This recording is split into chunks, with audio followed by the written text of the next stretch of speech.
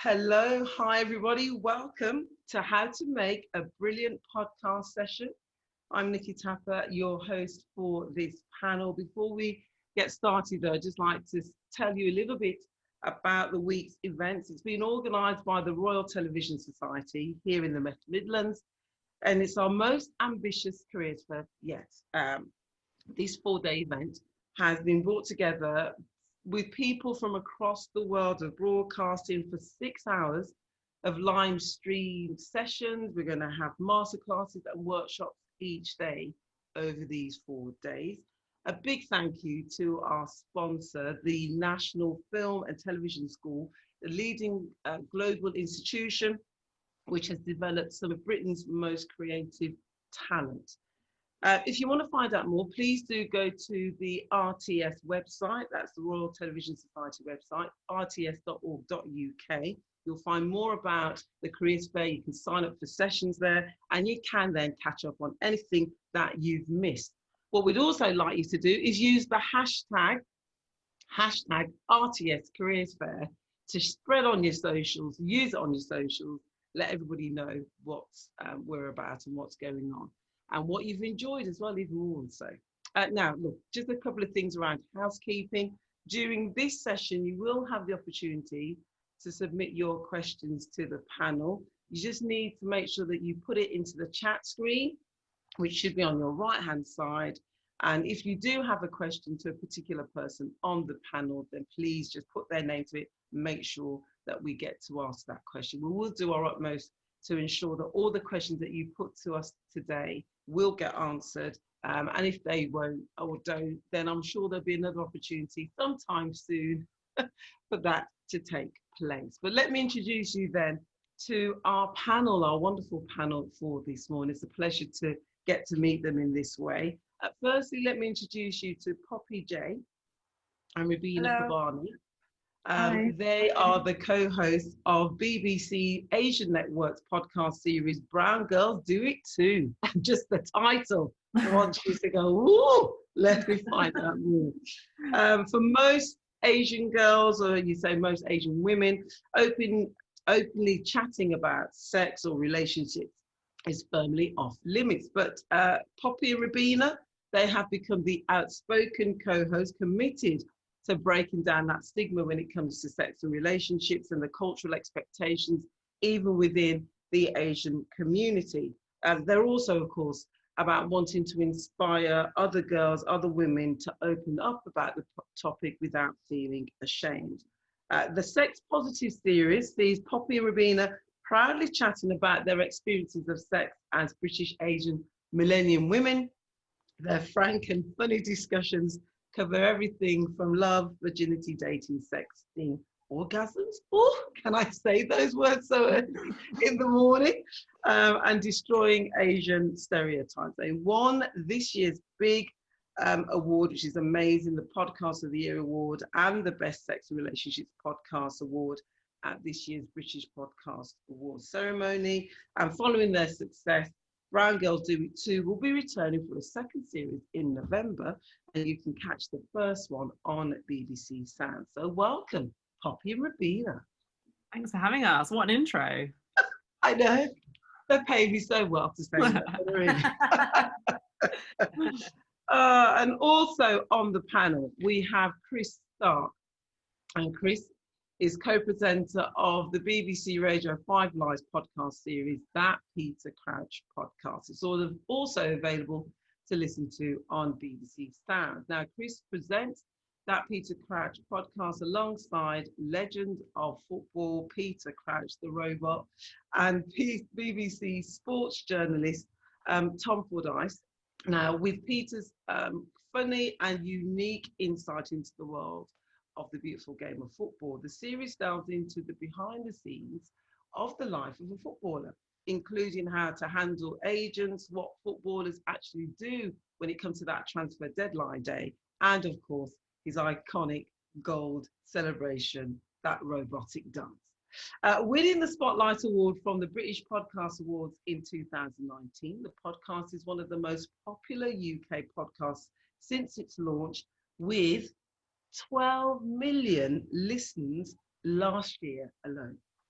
Now, this year, it saw the team go to Kensington Palace to have a pint, samosas, which when we were talking a little bit off air earlier, Poppy and Rubina were like, hang on a second, samosas are our game, mate. And having a chat with Prince William.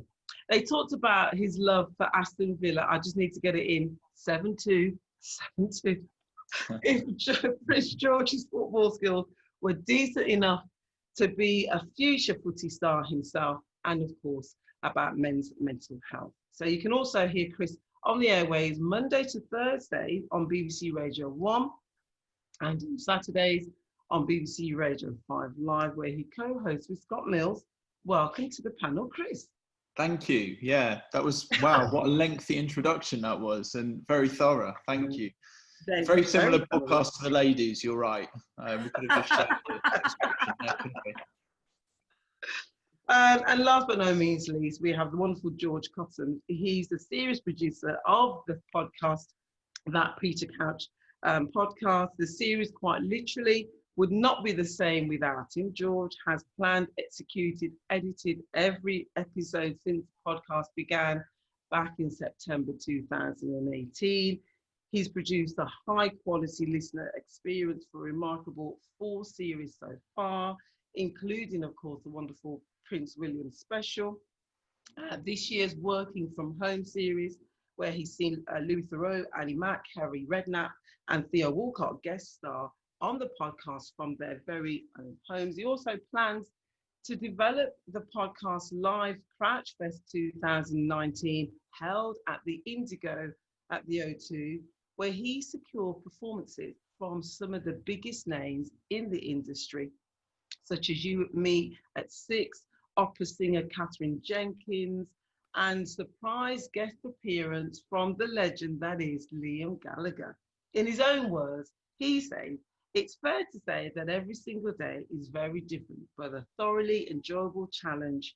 George, welcome to the panel. Good day, it's good to see everyone. I think everyone's going, right, who's this clown? You know, there's a big intro there for him. Let's just crack on. Want to learn more from everyone else. No. George wrote his own intro there. Exactly, that's the thing, you see. Yeah. That's where it all starts. Anyway. Cheers for that, Chris. Well, we'll crack on anyway in terms of just talking to all of you about your experience of doing podcasts and why you got into it. And in fact, that's the first question really. Why did you decide to make a podcast? Let's go with you, Poppy. Oh God, I really hope you weren't going to come to me. Well, Rubina and I were kind of we were picked for it, wouldn't you say? Rubina's the podcast queen. Yeah, so Poppy and I both work in television in general, and we make a lot of like video stuff. And I really wanted to learn how to be better at doing audio, because I think you can get really wrapped up in just shooting all the time and not really thinking about audio. So I made a podcast outside of work with a friend, and a producer from the BBC Asian Network listened to an episode we did about sex, and he really liked what he heard, and he thought it was kind of an interesting territory, and he never really had an Asian woman speak like that before. So he kind of partnered Poppy and I up together, and we didn't really know each other when we started. We were just connected because we were Asian, which, by the way, happens a lot, I'm sure you know. And we ended up just really hitting it off and really enjoying our chat. So it was definitely a bit of a stumbling into it situation.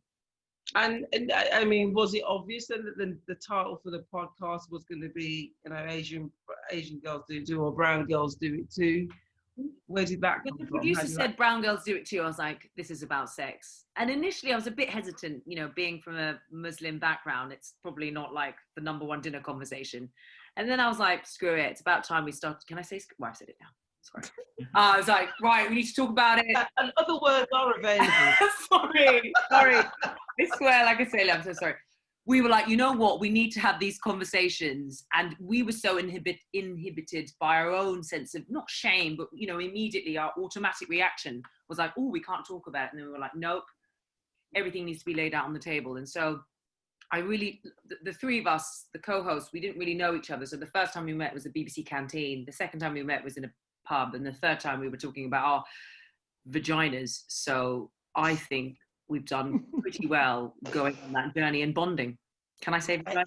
Extremely great way to bond. I must say, I've looked at it. Hello, I'm a little wider. So how's your vagina today? Nikki, it was literally that. I honestly, it was exactly like you said. Let me turn to the lads, George and Chris. Partly you could say, well, it's a bit obvious you were going to probably have that title of, that Peter Crouch podcast. But was that what you originally thought? And how did you even get Peter on board to be part of the journey? Let me ask George, that means you're the producer. Yeah, so I think the main thing was that Tom, who's on the podcast, was writing a book with Crouchy, and it was very clear to him that when he's sitting talking and sort of the way that he almost interviews people when he's doing a book with them to get the right amount of stuff and kind of get it in their own words. And he became pretty clear to Tom quite soon that Crouchy's got so many stories to tell, and he's a very personable guy, and he would be excellent for a podcast. So I've worked with Tom on kind of Rugby World Cups and kind of cycling events and stuff like that in my sort of normal job before I started the pod. And he started talking about the podcasts with our bosses. Our bosses sounded sort of really interesting. And then our bosses, kind of approached Chris and was like, do you want to be part of it? And it just all sort of went from there. But I think the name thing's interesting because the first time that me and Chris met, we met in a pub in Manchester. We showed each other our vaginas and we podcast. Yeah, how more great meetings happen. The best meetings out that way, clearly. Yeah, I think we had 2 out of the 3 of the team bonding elements there. But we were just discussing the name, and I think what Poppy and Rubina were saying there is you can really overthink a name. But the conversation that we had, Chris, just in the car between the hotel where we were recording and where you were staying, I think it was kind of simplicity is key, isn't it, really? Yeah, I and obviously I kind of think that this session's useful for as many people to kind of understand the thought processes behind podcasts and how it can relate to how they go about setting up podcasts this morning. So I'm really keen to bring it back to that wherever we can. And yeah, the name's a really important one because the original name for this podcast, the original brief was something similar to what the book was being called. It was a guide to being a footballer. So guide to being a footballer, how to be a footballer, something along those lines. Whereas me and George, I'd just been brought into the podcast. George was, although the producer, slightly more junior at that point in the whole setup there. And we both had this conversation that the name doesn't feel quite right for how we were kind of imagining the podcast could be. And the name's important. And the way I always reason out the name is saying, how would you describe it to your friends in a pub? Because there's a lot of podcasts out there. And the name, although it's got to be catchy, it's also got to be memorable. And really, Crouchy was our biggest selling point about this podcast. And I always remember George said it in the car. He said, that Peter Crouch podcast. And I said, that's what we should be calling the podcast. It shouldn't be how we describe it between ourselves. It's how we should do it. So I would say the name is very important in a podcast, and definitely worth considering. I'm a big fan of, and it kind of is the same with Radio 1. I'm a big fan of ideas where it's very clear what they are from the outset. Some people might disagree with that, but that's what I quite like about the name. Let me ask you both then, actually, because for everyone who is listening, as you said, including Rubina, you similar to me, have done podcasting with a mate before you thought it was going to go anywhere. So just simply, who would like to describe what is a podcast? So for someone listening, they go, I know is it a bit like being on radio? What's the difference between the podcast and a radio program, say? Who's up for saying that? I'll take a stab at it. I think for me, I think the medium of radio is quite a personal one in terms of you feel, there's one person or two people in a studio and they're speaking to you. Whereas a podcast takes that to a whole new level. It's a conscious effort from whoever's listening to press that download, that subscribe button. And I think it just becomes, I think it's one of the most sort of personal mediums out there. I think the fans that we've got on the pod, and I'm sure you're the same, Rubina and Poppy, in terms of they feel like they own part of the podcast with you. And I think that's the main difference between a pod and any other medium. I think because it's kind of no frills. It's, you know, the aim that me and Chris were talking about there is in terms of how we want to set it up and how we want to talk about it and how we want to kind of sell it, is the hardest job that we've got is making it just sound like three mates in the pub, because loads of stuff goes into that in terms of, you know, how we write stuff or how we edit it or how we bring up things. But that is the kind of the aim of the pod, is to be professional pub chat. Right. And I think the kind of personal element is one that is easy to forget and easy to not consider, but is one of the most vital, in my opinion, of podcasts. And for you, Rubina and Poppy, that essence of it being two friends chatting, or you just happen to meet, and thankfully, yes, the commonalities, your cultural background, your race, and then you start talking about, would you ever think about going out with a white guy? I mean, is it that type of thing that you felt you had to get through? I think it's like, it, kind of echoing what you just said, George, but it's like the intimacy of it. Like, it's radio is somebody talking to you, and podcast is somebody including you into a conversation. And so the listener is very much the other person there, and can kind of interact with you outside of that, and add to what you're talking about and inspire conversations around other things that you could stretch to. So there's stuff that Poppy and I talk about, and we kind of push each other to talk about stuff that's kind of out of our comfort zone, and you can really hear that in the podcast. Or we're like, oh, should I say this? Is my dad listening? All of that shit. Sorry. Yeah, I guess having another person is it does the same thing. It kind of is like, but who's listening? And you always are so conscious of who's listening, who's active, who's really there. And that's good then. That takes me on to asking about, for all four of you, since you were just talking there, Rubina, the audience. How did you decide who your audience was going to be when the three of you, in terms of you two and the producer, were looking at it? And obviously the same question to Chris and George in a minute. Well, we didn't decide who the trolls were going to be, and they came in thick and fast. But we were really touched by all the young brown women who were messaging us to say, wow, we did not have this when we were young. We wish we could normalize it. I felt so embarrassed. Some really deeply moving messages from women saying that, you helped our marriage. I can now look at my partner and not feel embarrassed and ashamed. I mean, those messages were incredible.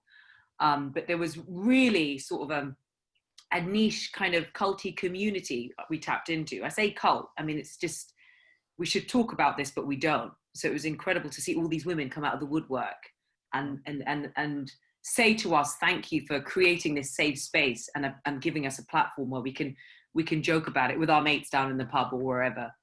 Okay. So therefore then, the audience for you initially is that niche, as you said, that niche.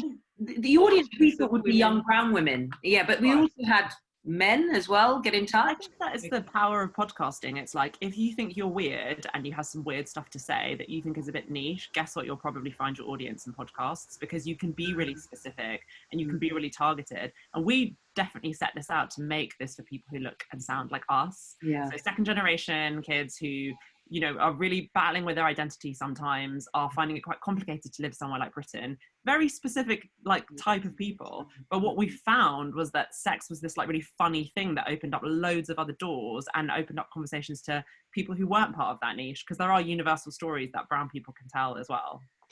Yeah, I would say just to add into that, I actually didn't know how many people listen to this podcast until you said it, Nikki.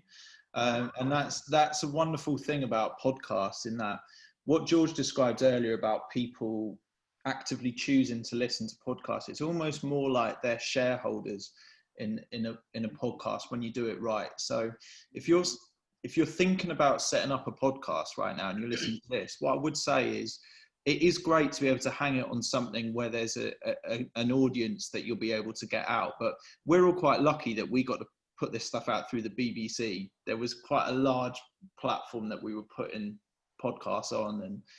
And if you're thinking about starting a podcast, I think the most important thing is that you enjoy it.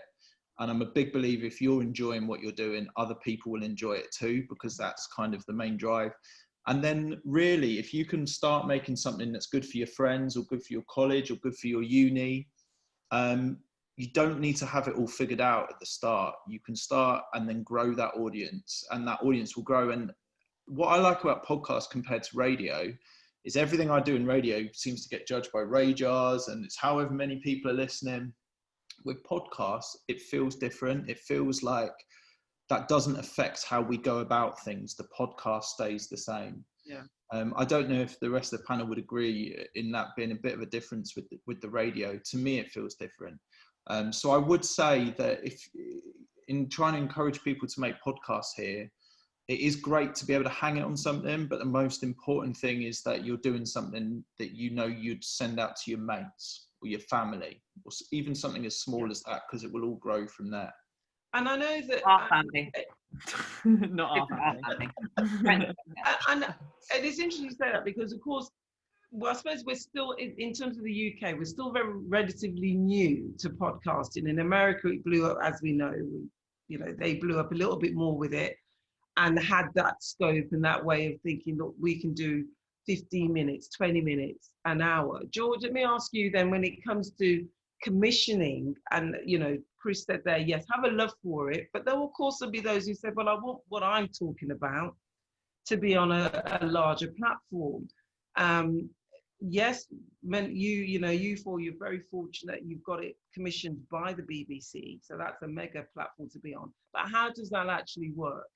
You've originally said, well, there we were, kind of got this idea when I was talking to the author of Peter's autobiography, he's doing this book on him.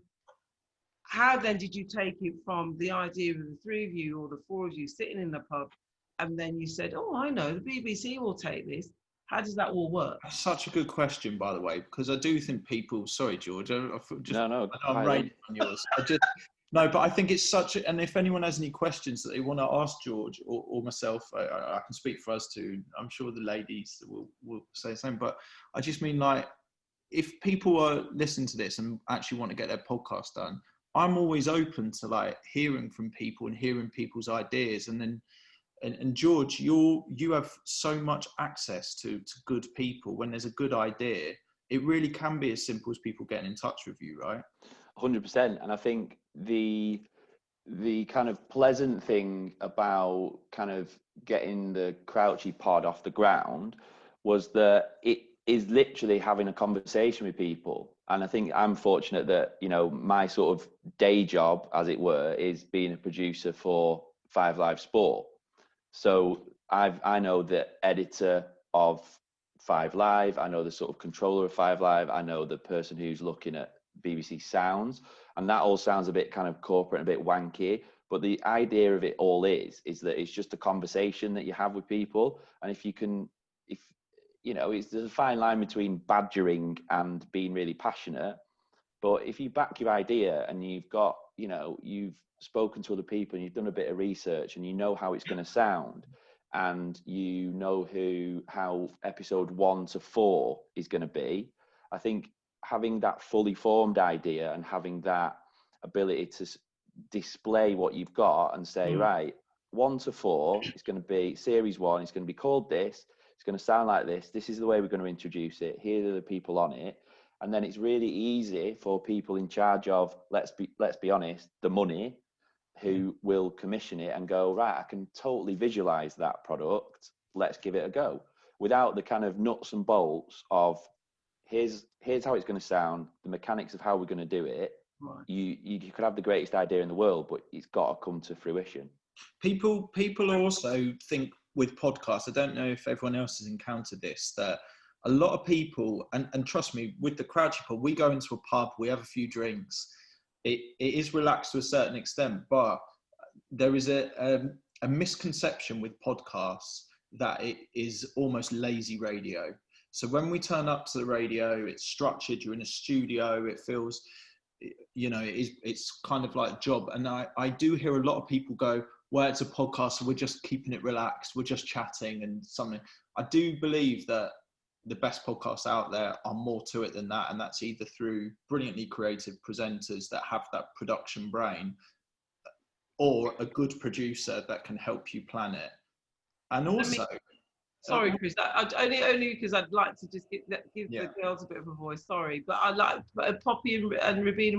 You agree with what George and Chris have said so far? Yeah, I was going to just similar. The BBC is obviously a great platform to host your podcast, but I listen to podcasts on SoundCloud. I listen to podcasts on YouTube. I listen to a lot of amateur people a lot of the time that don't have a big platform.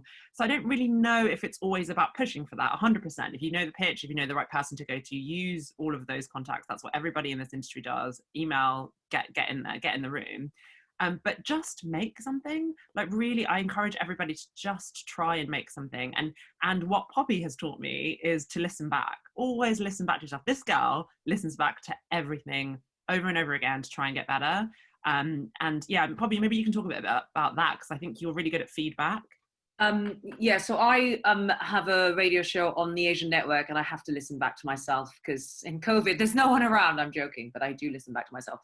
And I think we did another panel. It was kind of echoing a very similar sentiment, which is like, just like Rubina was saying, just start recording, having something to say. Like, our podcast, slightly to go off what Chris was saying, was actually we just hit play and then started talking. I mean, our producer would sort of bring us back, but it was just very free flowing. And I think what worked for us is that we were so honest, maybe too much sometimes, and completely unfiltered. And every episode we had something to say. And I think maybe because before us, there wasn't anything like us before, if I can say that. Yeah. I think, I'm not saying we were innovative. There's so many sex and relationship podcasts. That genre is very saturated. But in terms of brown women talking as openly, as honestly as we did, I think that was the tease. Obviously, with the second series, there probably will be a lot more planning and production. But I can't actually remember the question. I'm really sorry. But it's more about, Chris, you were going on to say, you were showing that come with the ideas. Well, George was saying, and there's a question that's come through similar to what you've already thankfully answered in a way, about it's the ideas. It doesn't have to be slick. You don't have to have totally the idea. It's completely the idea. I think like 90% of it is the idea. And then if you're fortunate enough, we were fortunate enough that we had BBC Asian Network as our, they had our backs. But if you're completely new to this, I would just say, start with an iPhone, start recording, and start putting something together. Yeah, and listen. You will always find your community. You will always find your listen to all those podcasts that you love and just learn how they're doing it. Like, really, like, learn the beats of it. You can like rip someone's podcast and put it on a timeline and see the moments that they stop, the pause. When does the conversation shift? Like, learn how other people are doing, and that will just help you. Also, you don't have to be a presenter. That's another important part of this. Is I'm sure a lot of people do want to have a podcast where you have a voice, but that's not your thing, and you've got a brilliantly creative mind. I really encourage anyone to get involved in being a producer of a podcast. And sometimes that's an even better way when you're that creative that you know that you need someone else's voice. Poppy and Rubina are amazing presenters. I could have an idea that is more suitable that I know that they would be brilliant to talk about, and that's where collaborations happen, and very magical things. Well, what I'm going to do, I'm going to come to some of those questions now, because I am conscious again of time, and then I'll come back to probably the last one we can all finish out on, is that you need to think about probably one of your most funniest experiences or stories that you've had in the series of podcasts that you've done so far. But let me go to some of the questions that have already come in. This will give you as well, everyone, if you've still got questions that you want to put to the panel, please do so. Let us have them. Some of them we may have had, so I'm just going to run through what I can see here on the screen, but also some that have been handed to us. So we had Mike. Hi, Mike. Thank you very much for getting in touch with us, Mike.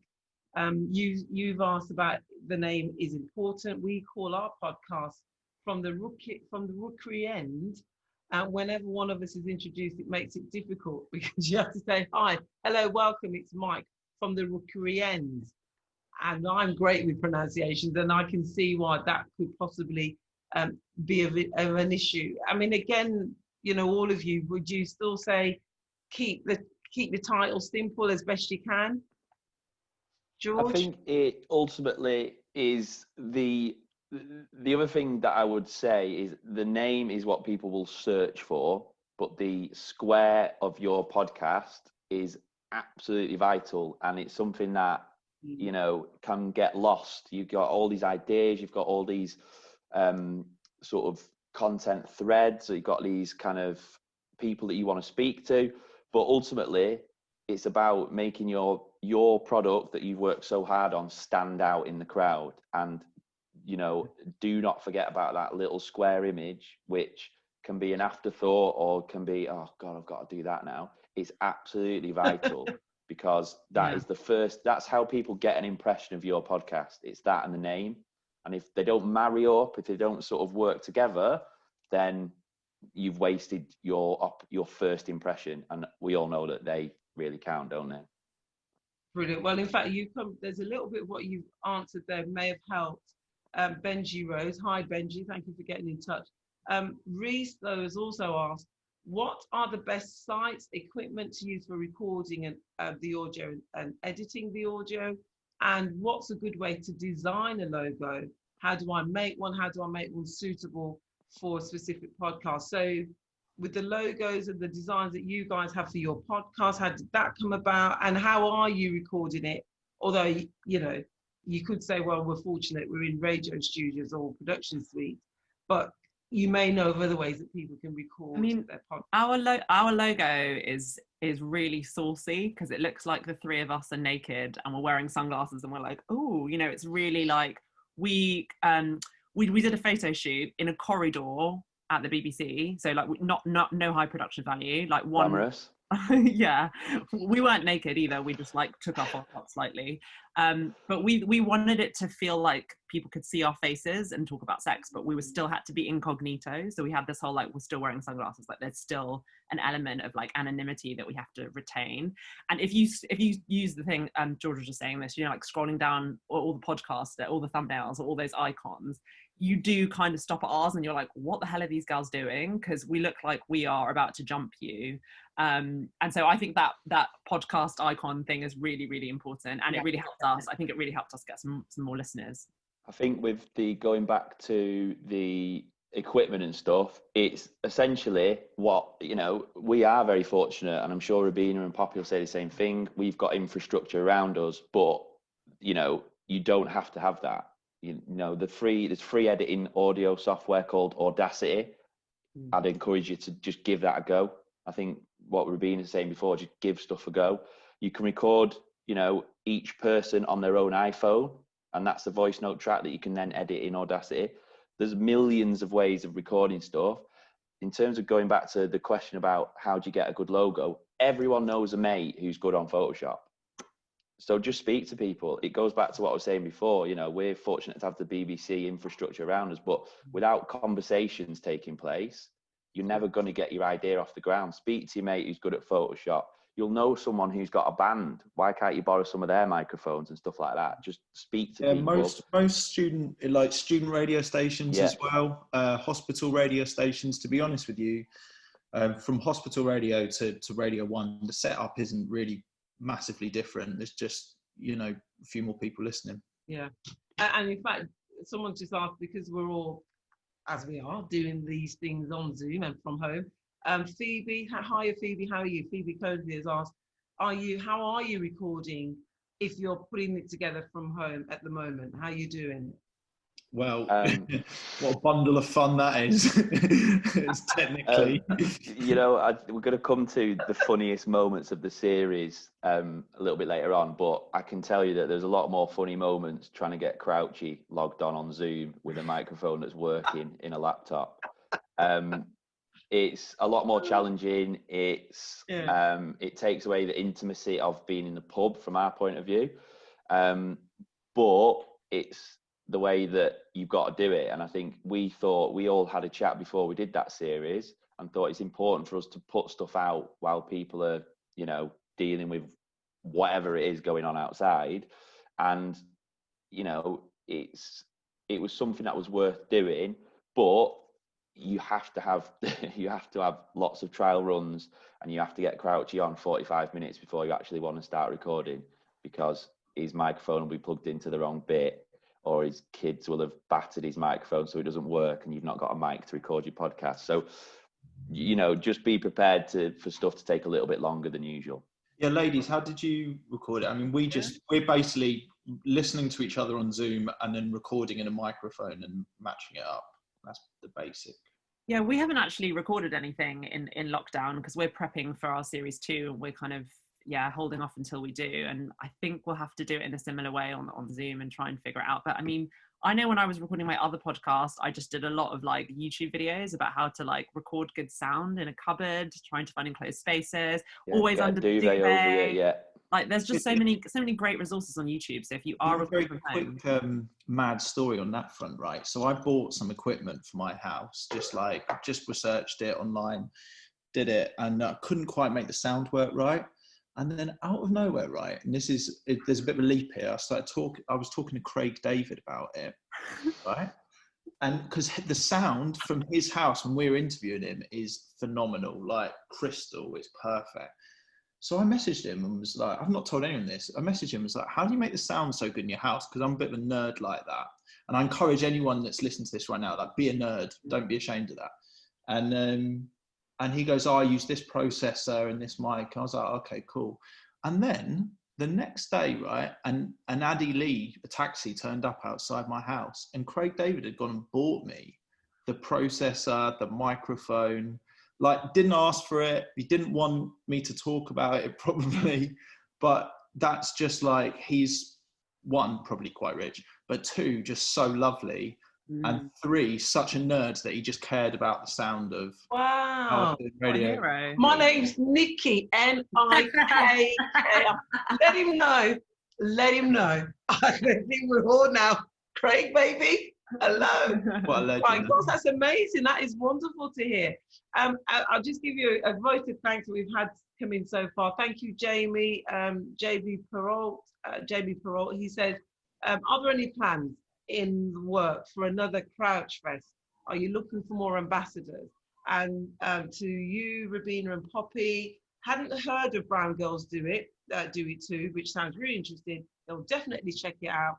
And he thanked you for your time. So that's good to get that in. Thank you very much, Jamie, for that. In fact, when we're talking about the time that we're in, we know that this year has been probably one of the most challenging, very frustrating, emotional years. And we've had to negotiate it very differently with all the things that have gone on, especially with the killing of George Floyd and the way that people see each other, the fact that we can't socially interact in that way. Do you think that has added to the wonderful figures that you've both got for your shows? And is that even more so why we should think, yes, do a podcast so you can use it as a way of helping your mental well-being? Poppy. Yeah, I mean, it was an odd year for us, wasn't it? Because 2020 was the year that we won big, and the success felt quite muted. I mean, George the Poet was delivering an epic monologue, giving us the award, and I had no idea.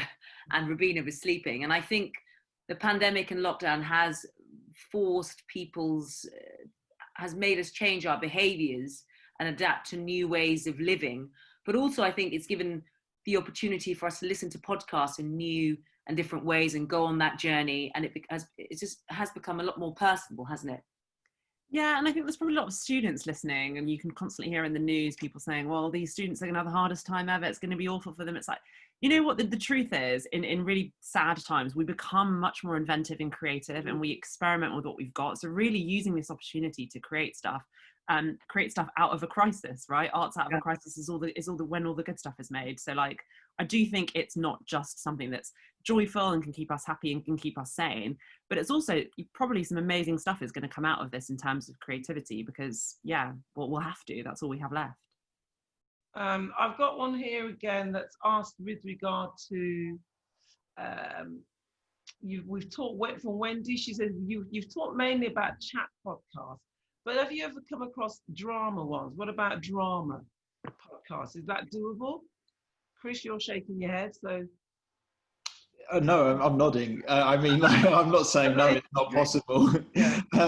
For me, my skill set, if you wanted to call it that, would be a nice way of putting it, but is personality radio. It's kind of really a lot of the stuff that I brought to the podcast was what I felt I was strong and good at on Radio 1. So I don't really have that much experience in this area, but I would suggest that if you are a talented writer, thorough, that you can script a brilliant podcast, then of course it's going to get incredible engagement. And I do find some of the production on, you know, I listen to the Missing Crypto Queen, and I just think it's just phenomenally put together, very different in style to the podcast that we do. So I'm not really an expert in that kind of genre. There's an element of it's simple, isn't it? Because the Archers, Totally. the longest running, so obviously they had to go down the soliloquy monologue route, and it's, you know, it wasn't to everyone's taste. But please, if you are listening to this and you write a successful drama podcast series, then remember to credit all of us with 10% each, and you know, we will watch out for it. I'm conscious that the time has gone for us, and there's still one or two other questions that was coming through, but I think in terms of some of what you've answered, you may want to quick fire with this one from Reese. Hi Reese, thank you for getting in touch with us here and being on the session. Hi guys, thanks for a great talk. I've been co-hosting a podcast for over a year and was looking to see if you had any tips to continue to evolve the podcast and gain a wider audience, which I think, you know, yes, you guys, you've won awards, you've been credited, but what tips would you say, actually, when we're sitting down now again, thinking of the new series for Brown Girls Do It Too, and that Peter Crouch podcast, what tips would you say that you're looking at to go forward, or advice you have for the audience? We make a lot of videos as well, just for work. So like video supplements to what you do, using social media to promote and push. And then the other thing I would suggest is like collaboration, kind of echoing everyone. Collaboration is key, actually. Collaboration will always get you success. But it's similar to what YouTubers do, where they go on other people's channels and like do like collabs. Podcasts do that too, right? It's like, I'll go on a podcast to promote mine, then they can come on ours. So just writing to other podcasts that you like and saying, oh, can you come and be and can I interview you? Can I be on yours? I think that can help. George, in terms of what you've seen for the listenership for, you know, people. Yeah, I think be prepared to react to stuff. So, you know, we were totally overwhelmed by the number of messages that we got from listeners, and that is now arguably one of the things that people listen out for, because they love it. It's interesting, it's different, it's our own audience clubbing together for our own podcast. But we never set out to have 15 minutes of each 45-minute podcast revolving around punters' emails about meeting Gareth Barry in Zante. So be prepared to react to stuff, and if people like it, you know, keep giving them. Brilliant. Well, look, I know we're meant to finish for around 11:15. So let me ask with the question I'd set to you earlier. So hopefully you've thought about it. Chris, in a way, I don't want to hear from you because you dropped a major big one with Craig David coming around your ass. Is that me done? I'm just going to say very quickly, though, just before we finish, if anyone has any questions, because I'm aware this session is really short, then obviously feel free to sort of slide into the DMs and all that. But think about if it's something that you could Google. Do you know what I mean? Like, just Google it. But if you've got something that you genuinely think I can help with, or George, I feel like I'm speaking for everyone, then please feel free, because I'd love to be involved in helping anyone else with all this fun. Right, thank you, Chris. My name again, Nikki, N-I-K. I'll get in touch with you. Poppy, come on then. A funny story or experience that you've had in your first series of doing Brown Girls 2 that you thought, oh my gosh, I'm really pleased I had that experience. Or it might have been rather embarrassing. Oh God, I mean, embarrassing. We could be here all day. I suppose an interesting one, a nice one, is that when we did this podcast, 2 of my siblings stopped talking to me because they weren't really happy that I was talking about sex so openly in the Asian community. And then fast forward a year later, against the backdrop of a pandemic, they're in the podcast in series 2. So that was a nice, interesting moment. Good, thank you. Rubina? Maybe that we had a male producer who once brought in a wooden thing. Right. Yeah, and he brought it in and he was like, let's do a talk about it. I was like, mate, it's audio, like what are we, no one can see this, like what are you doing? And how could I describe that? It was a bottle opener shaped like a male anatomy, like a male, yeah, exactly, male genital. Right. I still don't know what you're talking about. Exactly. What is that? It's what you have, Chris. It's what you have that makes you different. That's what's important. George, let me have another funny moment during the whole podcast is our male producer was underneath the table doing this. Oh my gosh. Let me have it. I've gone on a journey and become an uber feminist. It's him. Shout out to Rayhan. Let me give the final word as such to George. A funny experience in all the things that you've done. And as you said, there's so much you could probably talk about from a producer standpoint, but you've found the guests for the podcast. But what's been something for you that stood out in your time so far? I think this is one of my standout moments of the Working From Home series, and I'm sure Chris will agree with us. You've got Champions League winner Andy Robertson on the podcast. He's not got very good internet in his home, so halfway through his connection drops off. Our technical guy Batch, shout out Batch, he's got a few pet rats, comes in and says, "Is there anyone else in your house watching Netflix, Andy?" And he goes, "Oh yeah, my missus is watching Netflix just, while I'm doing this." I had to ask Andy Robertson to go and ask his missus to turn off the Netflix so we could carry on recording the rest of the podcast. And he went and did it He went and did it. That's how much crowd you have. Amazing. I know. I didn't quite know how to approach it, but he was a good lad. You got it through. Well, look, all of you, thank you so much for your time. Shame that it's gone, but I'm sure, as we've said, you can get in contact. Everyone, just look for them on the socials. You'll find their handles there. Chris Stark, thank you very much. George Cottam, thank you very much. Poppy J, you got it going on. Poppy J and Rubina Pabani, thank you very much. I'm Nikki Tapper. I've been your host. Again, please do go to rts.co.uk to find out more information about the careers fair, what we're up to in particular for us here in the West Midlands. Have a great rest of the day. Go to all these different workshops and masterclasses and live stream sessions that we're putting on for you. Have a great rest of the day. Enjoy. Thank you very much, everybody. Thanks. Bye. Bye.